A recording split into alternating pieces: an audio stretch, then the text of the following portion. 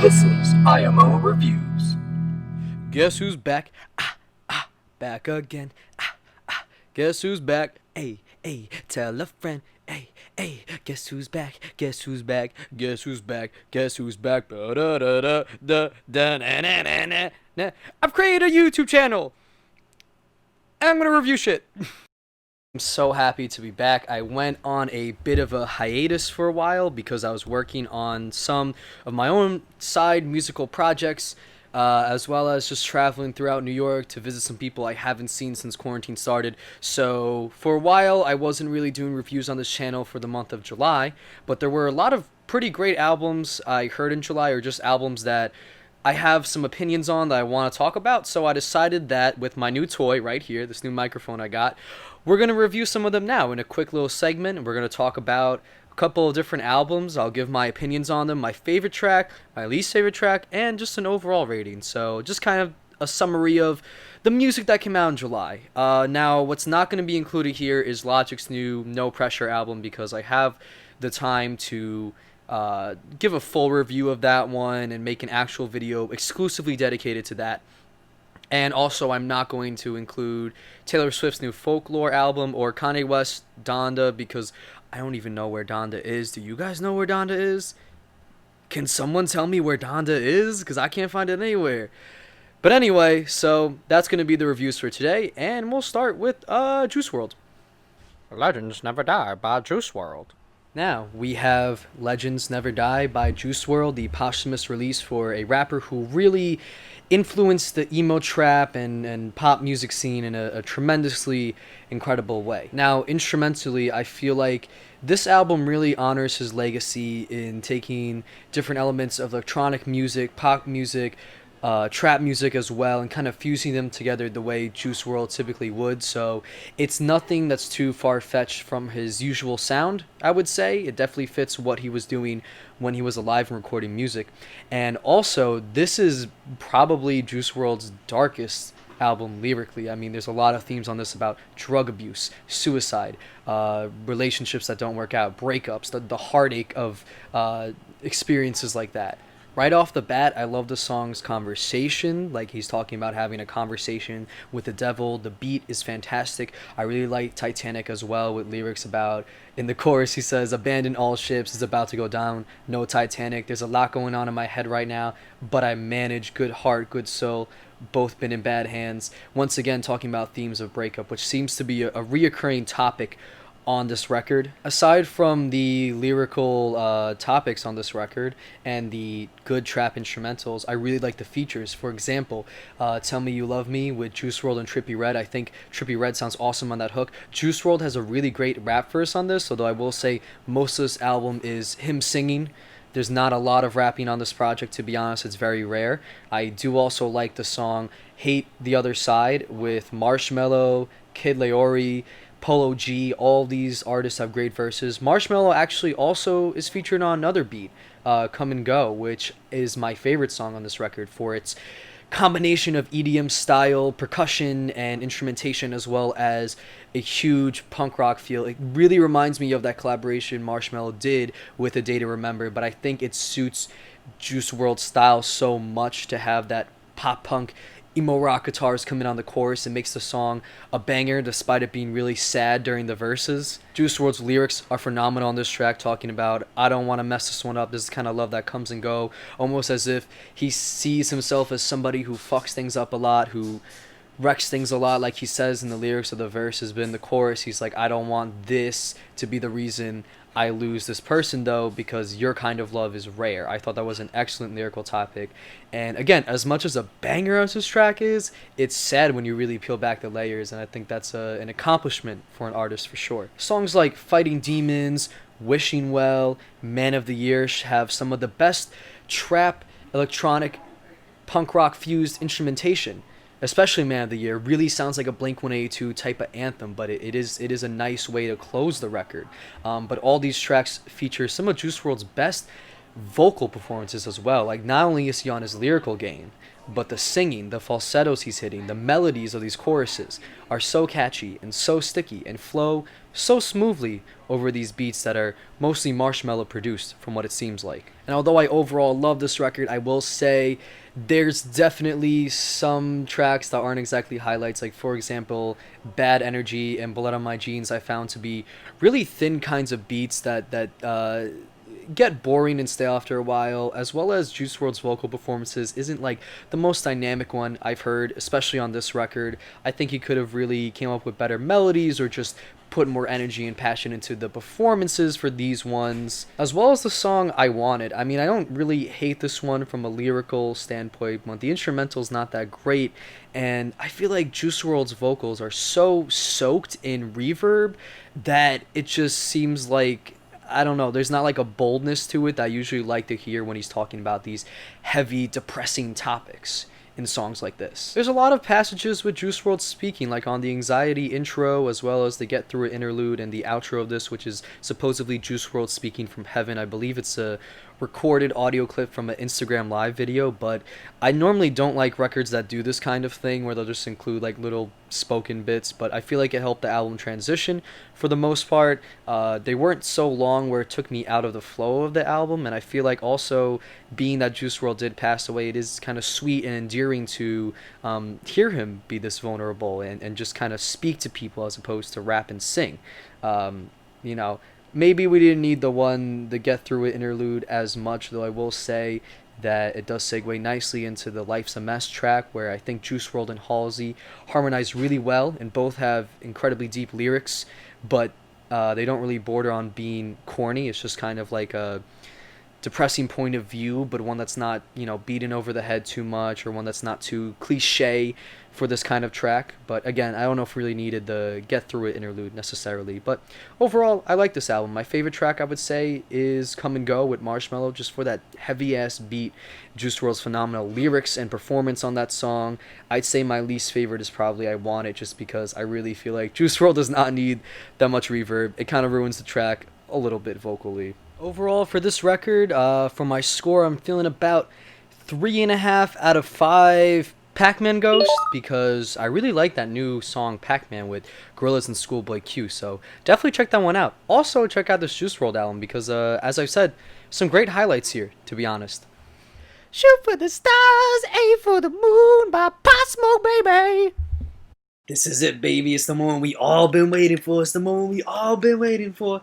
And I'm glad to say that, much like Juice WRLD's Legends Never Die, this posthumous Pop Smoke release had a lot of care into the executive production of it. I know 50 Cent had a hand in it. I think that he actually did a pretty good job at cementing Pop Smoke's legacy while not really tarnishing his sound. Although I will say there are many stylistic detours on this record, such as tracks like The Woo featuring 50 Cent and Roddy Ricch, although I feel like this is a track that worked in Pop Smoke's favor, because I was surprised at how well he sings on this. They're really catchy. She wanna fuck with the woo all over it. Was really nice. Roddy Ricch had a good verse. 50 Cent had a good verse. I like Pop Smoke also showing some nods to 50 Cent by starting his last verse with the refrain and the chorus from 50 Cent's Candy Shop track. I thought that was a really good way to, pay homage to an artist who has influenced him so much. I wasn't a fan of all of the stylistic detours, though, I must say. I mean, The Woo, I think, was a good exception because it did have some nice trap drums, some acoustic strumming, which wasn't too far from the usual Brooklyn drill music that we see from Pop Smoke, like on his Meet the Woo project, or similar ones before that, which was inspired by UK drill. But there's a lot of tracks here, like Mood Swings with Little TJ, where, I don't know, they're trying to do some kind of love song, but the singing on it isn't so good from Pop Smoke or TJ. Lil TJ has those couple of lines that he always says about fucking a virgin in his track, and I laughed out loud when I heard Pop Smoke having all these lines about nutting and coming everywhere. It's just something really funny about hearing his tone of voice talk about that I just couldn't get over, to be honest. There are, however, some bangers on here that stick to the usual drill style, such as 44 Bulldog, Yeah Yeah, Creature with Sway Lee, which are amongst some of my favorites on this record because I'm a big fan of the drill style that Pop Smoke was able to do so well with his heavy, husky voice and delivery and his lyrics about aggression and violence that shows up a lot on these tracks. I found Sway Lee to be a very odd feature on Creature because there's something about his boyish singing that sounds a bit off from this aggressive drill beat, but I think his flow worked nicely with it, so, it's not the worst feature on here. I mean, Lil TJ's is far worse, to be honest, and I'm not even a huge hater of him, but he didn't put in any effort at all in that feature. Make It Rain is another one that's one of my favorites with Roddy Rebel. This is one of the better phone recorded verses from a jail cell that I've heard this year. I know it's kind of a trend right now, and I feel like Pop Smoke comes through with some of the most aggressive bars and flows we've heard. Saying, I'm making rain on whoever, I'm making rain that woo weather. It just sounds good to hear that heavy voice again on a heavy drill beat like this. It's aggressive as hell, it's hyped, it's a nice banger, it suits his style so well.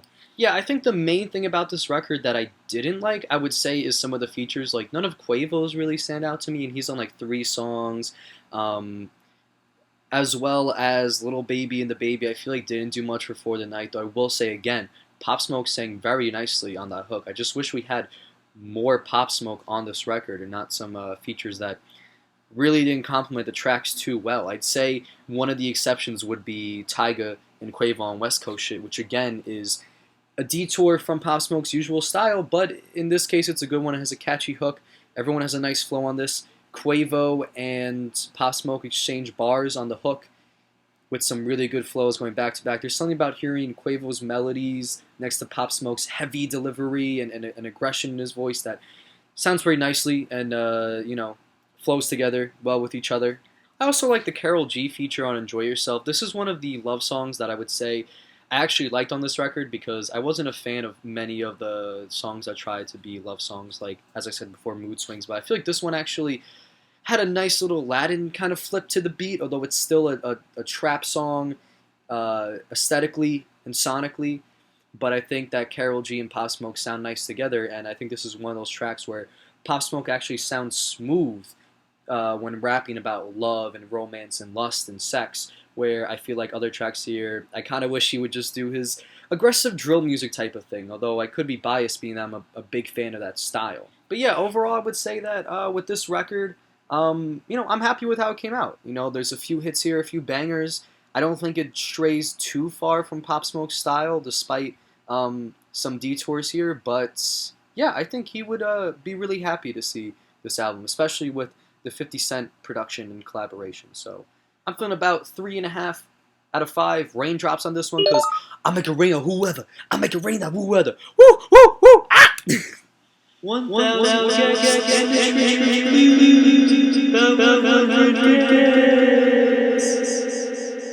I mean, like, I will say, if you weren't a fan of 100 Gecs before, you won't be of this record, especially if you weren't a fan of the record this one is kind of a remix or a deluxe version of, because it's just as chaotic as that one. It's actually more chaotic in some cases for some tracks.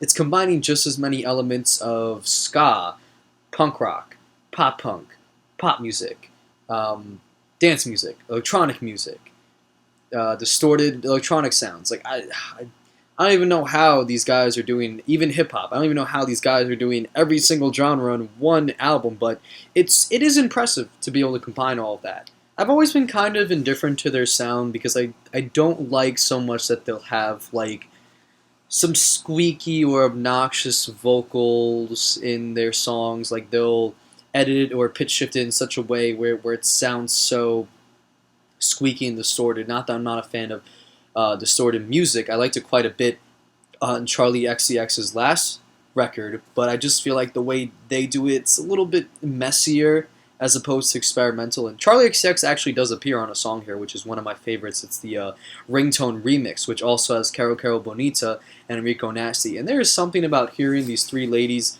on one song that is fucking phenomenal. Goddamn masterpiece. Like, as usual, Caro Caro Bonita has a really nice flow and melody to how they're singing. I've always liked the accents that they kind of put on certain words and their enunciation. I love Charlie XCX's pitch vocals here. I feel like she does this style a lot better than 100 Gecs sometimes will. And Rico Nasty has a great rap verse. Actually sings pretty well. It's not the best singing I've heard from her, but being that it's auto-tuned in kind of a weird way, but she held her own on the track. It's one of my favorites, I would say. But I think the main problem I have with this record, why I'm so indifferent towards it, is that there's remixes of multiple songs here. Like there's two for 745 Sticky, there's two for Get to You, there's two for Hand Crushed by a Mallet, and I just feel like this record would have been better if they combined some of the elements of different remixes, especially because some of them stand out more than others. Like, for example, Hand Crushed by a Mallet, that remix with Fall Out Boy sounds pretty good. It's a lot more, has a lot more punk rock elements than the original one, and I like the vocals that are provided by the guests on this track. But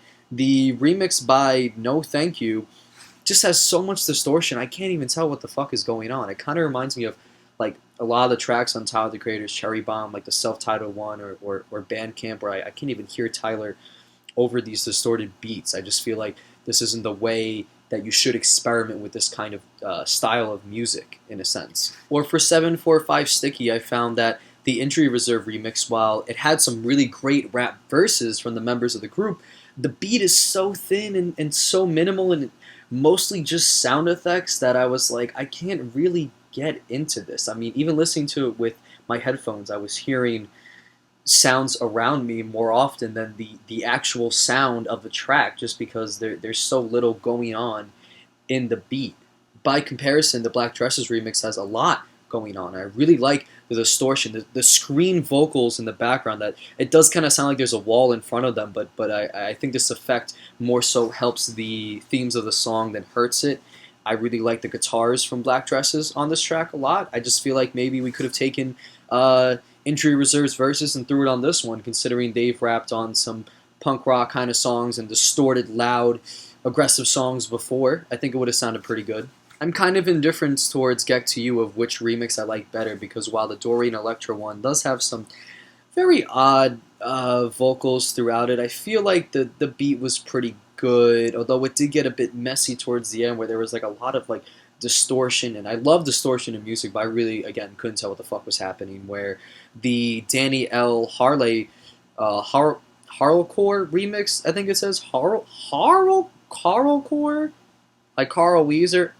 Yes. Are you gonna finish that croissant? I feel like this remix is totally different, where it has like a nice dance groove to it. I feel like this is like the remix I would hear in the club, unlike the original one from 100 Gecs. But I feel like that kind of makes it where now I'm listening to the song in a bit of a different context. So I like this remix a bit more.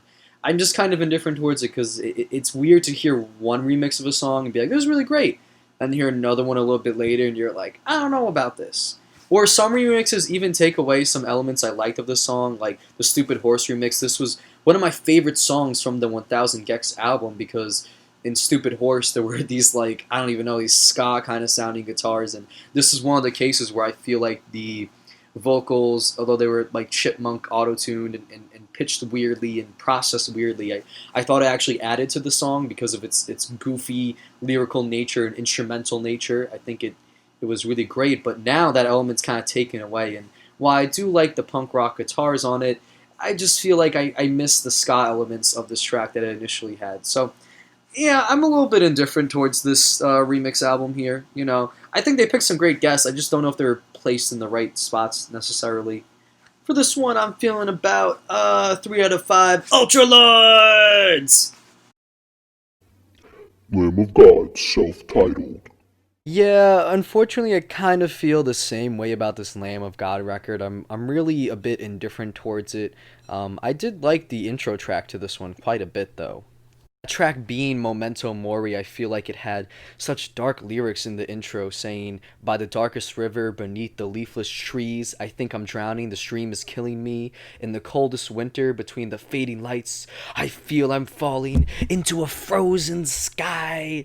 It's so dark. And it's kind of like a spoken word passage almost, in this like really eerie, ghostly sounding low voice tone that's a little bit like scratchy and growly, but not exactly like a scream. It's a bit more laid back than that, but it's quite stressful to hear, and the instrumentation on this intro really sounds like something that I feel like daughters would strum up, or like there's an eeriness to it. You feel it kind of building up as the track progresses.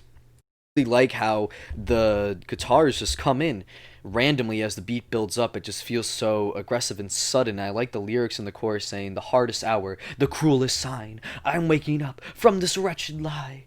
I fight it the same. Don't waste this day. Wake up, memento mori. Ah!"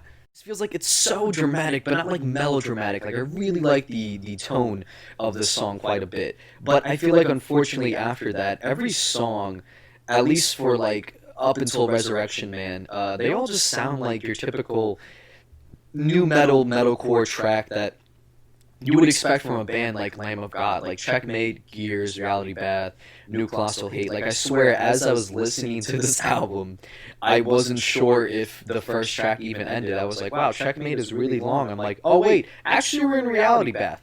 I couldn't tell because the vocals are kind of similar and the structure of the song's similar, as well as the driving guitars that go throughout it. Like the riffs all sound the same for all these tracks for some reason. It's very rudimentary. It's very I don't know, they're really copying a lot of other styles here, but it just seems so typical for this kind of genre. Like I expect this already. It's no surprise, nothing too innovative. I feel like what I liked about Resurrection Man is it kind of switched up with a different guitar riff, one that was a bit more complex than the other ones. And again, I feel like the intro of the song has a bit of an eerie tone as well as the chorus that kind of reminded me of Daughters once again. I just wish they combined these elements a bit more of like industrial, terrifying rock and new metalcore music. And I have to admit, the guests are actually pretty good on the second half of the record. On Poison Dream, we have Jamie Josta, as well as on Roots, Chuck Billy. And I feel like Chuck Billy and the lead singer of Lamb of God actually just harmonize so well on this track. The melodies in this section of the album are much better, not like the typical ones we heard in the beginning. I think one of my favorite tracks is probably the closer, which is titled On the Hook, because this one sounds a little bit like a Dragon Force track where there's a faster guitar riff to this. It's much more aggressive and driving forward. It's much faster of a rhythm than we're used to from this band, but I feel like they pulled it off really well. And there's a part where it kind of slows down and becomes a little dreamy, a little chop and screw. The guitars are more soaring melodies as opposed to driving rhythm sections, and it's a good transition for the album for sure. It's a good way to end it. I also like the track Bloodshot Eyes for the incredibly dark and gory lyrics, as well as the soaring guitar lead melodies within the chorus. I wish that they added this to some of the tracks in the first half, because they feel like they're mostly just rhythm guitar riffs that are kind of like cookie cutter for metalcore. Where this one, they're actually adding like other elements, other layers to it that I think added a lot to the track, to the eeriness of it, to the memorability of the melodies of the track. It stuck with me a lot more. And again, in Bloodshot Eyes, I love the chorus when they're saying, "Bloodshot eyes and wasted time. You're everything I left behind. I won't reconcile. You've lost your mind. I'm leaving you behind. Bloodshot." Like it's so dark and gory and grim, and I just wish that more of the album took on this tone instead of like typical new metalcore lyrics that I've heard done hundreds of times before. So yeah, feeling a bit indifferent towards this one, unfortunately.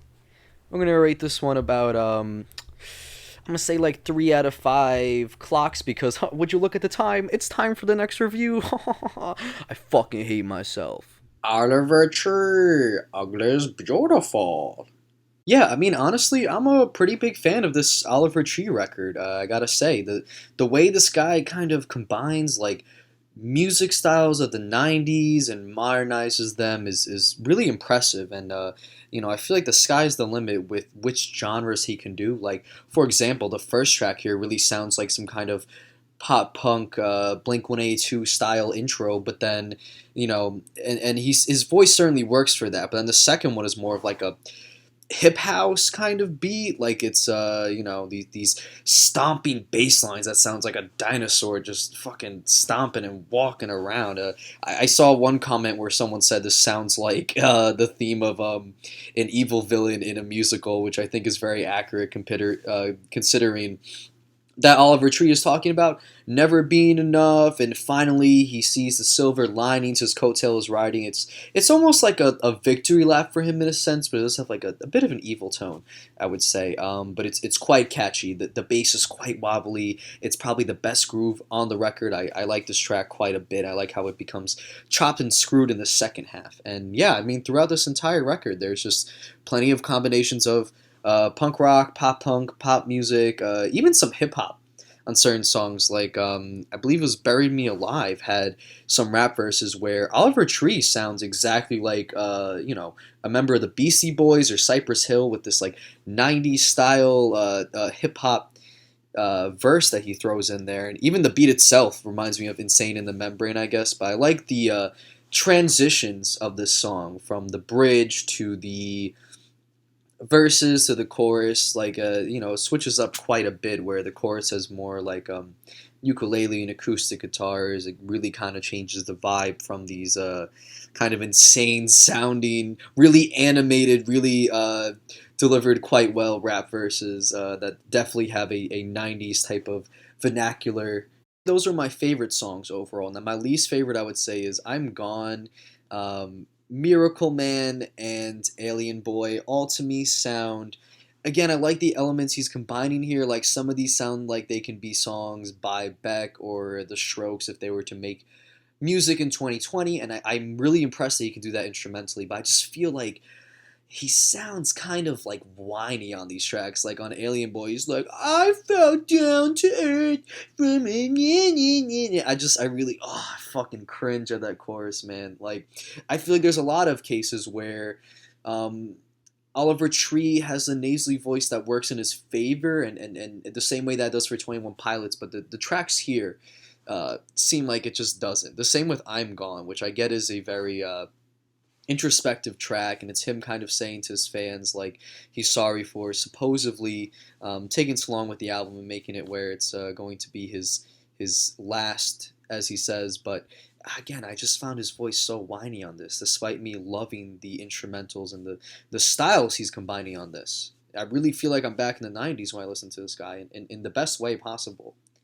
Another song I really liked on this was "Hurt." I think that there's this part in the bridge where like these punk rock guitars come in that feel very assertive, and I like that tone of it, despite the beat having more of like a 90s pop feel, I would say, as opposed to 90s rock feel. But I like the lyrics on this of Oliver Tree saying "it never really was enough," and which is a repeated theme in this album. The feeling of not being enough or not being what other people want you to be seems to repeat a lot in here. He talks about how he gave all that he had to give, but it wasn't enough. Maybe it was him that was fucking up this whole time. He feels left out. He feels forgotten. It's really a deep track, and I like that he used that theme for a few different songs on here. And I like his diversity. There's certainly a diverse musical palette on Oliver Tree, and it's apparent here, certainly with songs like "Hurt."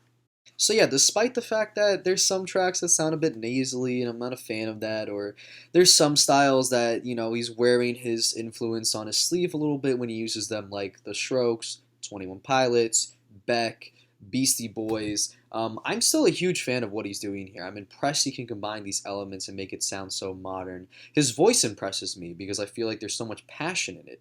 There's so much grit. There's so much desperation when he's singing or rapping, and you really feel like it's no longer a character and it's actually him, despite his promotion antics. So yeah, I was a fan of this record. I hope Oliver Tree doesn't retire and comes out with another one, because I like what he's doing here, and I feel like if he makes it a bit more like original and unique for him, I think he's got a good thing going for him for sure. I'm feeling about 4 out of 5 Razor scooters on this one, because apparently he almost broke the record for this. Please watch that video if you get a chance. It's hilarious. I love it.